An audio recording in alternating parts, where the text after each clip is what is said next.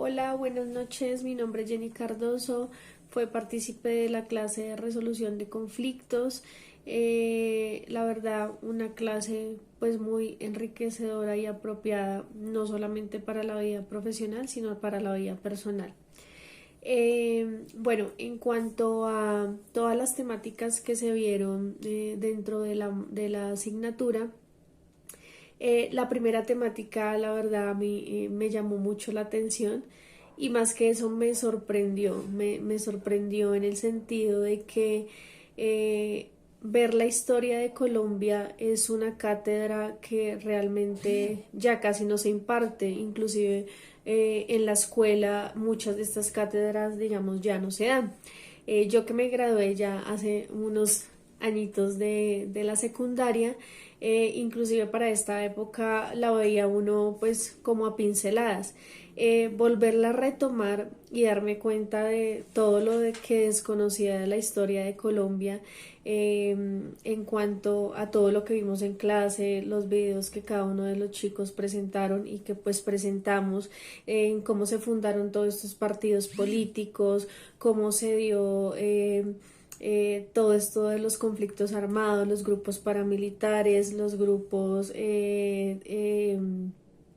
de la guerrilla y todos estos grupos armados, realmente es de mucho interés porque se da cuenta, pues nos damos cuenta de dónde venimos y por qué la situación que se da en la actualidad.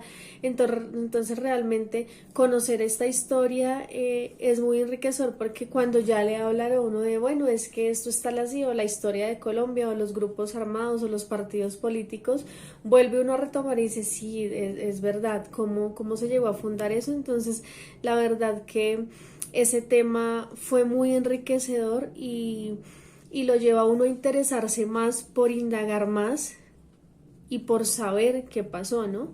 ¿Cómo fue eso? ¿Por qué estamos en estos tiempos así? ¿O desde qué punto se dio eso para que ahorita la realidad del país sea de esta forma? Entonces fue algo que fue una sorpresa para mí. Yo dije, ¿cómo vamos a ver esto en resolución de conflictos? Pero fue muy apropiado, profe, la verdad. Inclusive con pena sentía, desconozco muchas cosas y ya tantos años que tengo, pero nunca es tarde para aprender y para conocer qué es lo importante. A medida que se fueron dando las clases y ya cuando empezamos a entrar el tema ya de los tipos de conflicto que había y que era un conflicto en sí, eh, también, digamos, uno ha escuchado, ¿no? No era como un tema tan nuevo como para mí, como tal vez la historia de Colombia, sino uno decía que sí, que habían conflictos pues personales o, bueno, diversos tipos de conflicto, pero ya conocer que existen los conflictos laborales, grupales, personales y que como a cada uno de ellos le podemos dar una solución diferente, porque no le podemos dar una solución a un conflicto que puede ser laboral, como pues se le va a dar al familiar, o al grupal como al personal. Y conocer esto también realmente es de gran importancia porque creemos que lo sabemos, pero vamos como por la vida solucionando las cosas de una manera facilista. Como lo decía una vez en clase, si nosotros normalizamos e interiorizamos en nuestra vida cotidiana el tipo de conflicto que es, cómo lo voy a solucionar, y el no dejarme llevar por la emocionalidad, sino más bien de buscar soluciones funcionales, creo que pues estamos logrando grandes cambios, empezando por lo personal. En cuanto al tema de analizar el conflicto y cómo desmenuzarlo y por qué ocurrió el conflicto, de qué manera se le puede dar solución, analizarlo detalladamente con cada uno de los pasos que veíamos, también es una tarea que personalmente también la he ido como interiorizando, y ya no me dejo llevar de que porque solo el otro tiene la culpa, sino bueno, venga, nos miramos tal vez desde dónde empezó, dónde fue la falla y de qué manera se puede solucionar. Mm, Otra cosa también importante es que sabemos que hay conflictos, como lo comentábamos en casa, que ya necesitan de unos terceros para dar soluciones. Y como siempre, tal vez en clase, pues sí, se tornaba como la justificación o siempre manifestábamos de que, pero es que la justicia, pero es que no, pero tampoco muchas veces nosotros no buscamos ayuda de estas instituciones que veíamos en clase, como las comisarías de familia, las casas de justicia, que muchas veces sí son partidarias de una ayuda, pero no acudimos a ellas y nos quedamos en la queja, no me ayudan, no puedo. Entonces, ¿cómo también empezar a movilizar y a utilizar estas herramientas que nos dan la justicia, que pues son válidas también y creería yo, considero que por eso también existen. Entonces también me fui con esa idea de en no quedarme en el quejarme, sino cuando tenga que acudir a una de ellas, puedo de allí sacar herramientas que son válidas y que son positivas para la resolución, en este caso, pues de un conflicto. Eh, Toda esta experiencia, digamos, para mi vida personal, todos los temas cada uno de los temas que tocamos, la historia, los tipos de conflicto, las entidades que nos pueden ayudar, cómo resolverlos, los pasos que podemos llevar para poderlos solucionar. La verdad, mi vida personal me sirvieron un montón porque, como lo decía antes, siempre solucionamos las cosas de una manera fácil, pues para salir de ellas.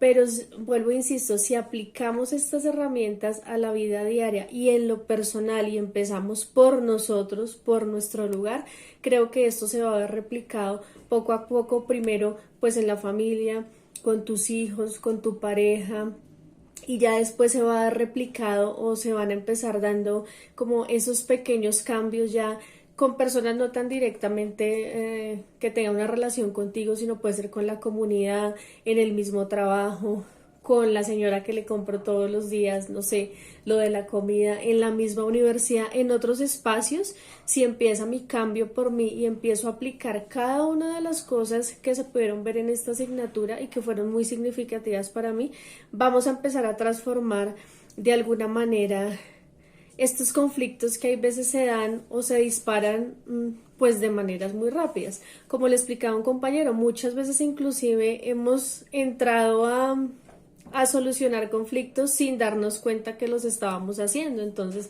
eso también es bonito, ver que estábamos haciendo algo de valor o que de ahora en adelante lo vamos a poder hacer. Y en cuanto a la carrera profesional, pues es un tema totalmente oportuno. ¿Por qué? Porque esto se puede ver replicado a las personas a las que nosotros vamos de alguna forma o que van a llegar a nosotros en busca pues de una ayuda o de una asesoría o de un acompañamiento.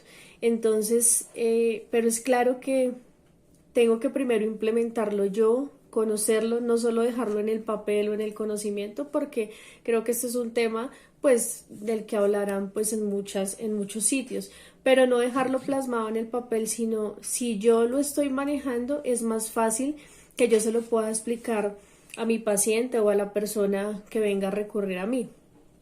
¿De qué manera? De que si yo lo he vivido, si yo lo he experimentado y lo he aplicado, ¿cómo puedo explicarlo de una mejor manera para decirle a la otra persona, funciona?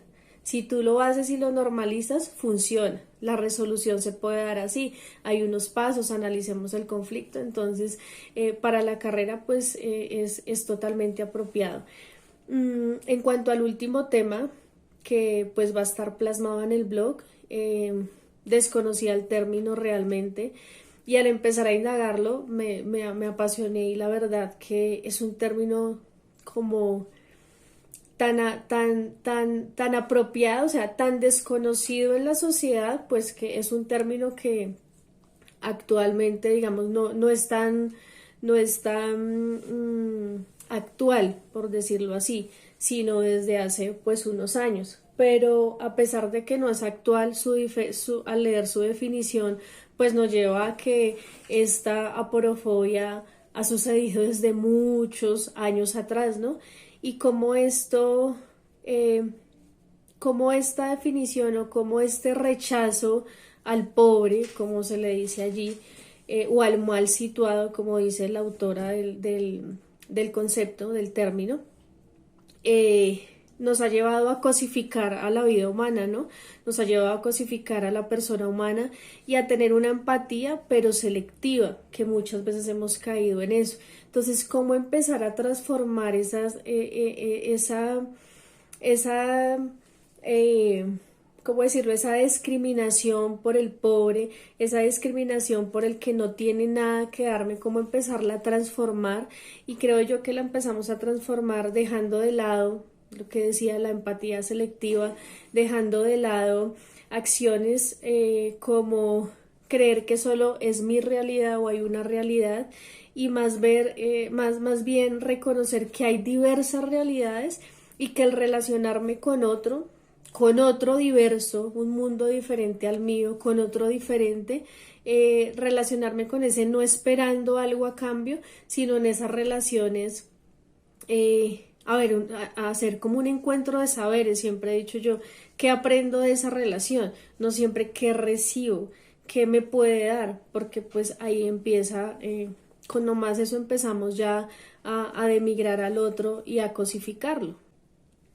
Y cómo a través y reconociendo, o que ya sabemos que existe un término, empezar a transformar realidades y empezar a tener relaciones, no en un intercambio material, sino relaciones más justas que siempre busquen la igualdad. Entonces realmente este último tema me parece muy importante, es un tema que tenemos que trabajar como sociedad, como familia, porque vuelvo y reitero, la empatía es una palabra que ahorita es como el boom, que se utiliza mucho, pero creo que en muchas ocasiones es una empatía selectiva y que realmente no estaría en pro de lo justo y de lo igualitario. Muchas gracias, profe. Realmente muy gratificante para mí la clase.